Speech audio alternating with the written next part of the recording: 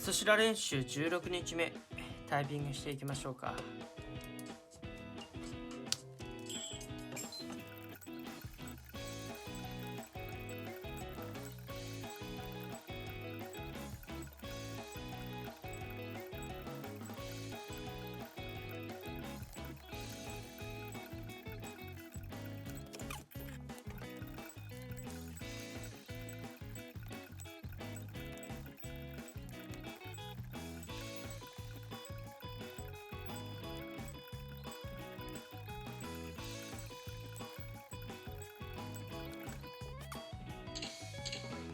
お、1500円。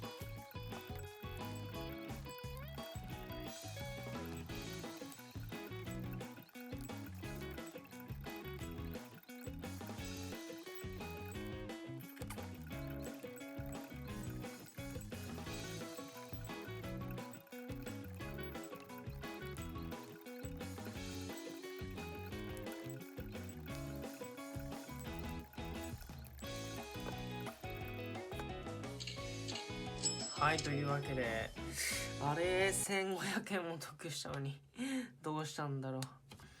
ちょっと集中します。いきます。集中。やばい。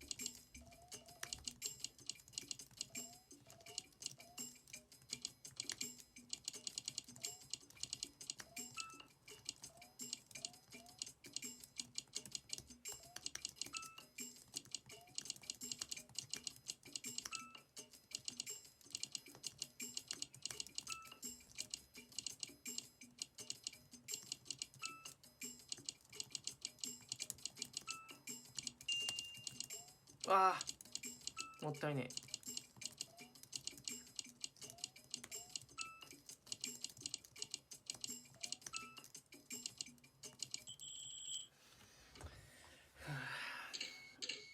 はい、というわけでちょっと不安定ですね、5000円コース。はい、ちょっと悔しいです。はい、あとそれと16日目ということで後半戦になってきたんですけど、初日と15日を比較したら随分成長してるんですよね。でこれがまた半年間も半年じゃない半分の期間もあるっていうのはちょっと自分の中ではすごい期待をしてて、自分の成長が楽しみです。どうか見守ってください。よろしくお願いします。それでは。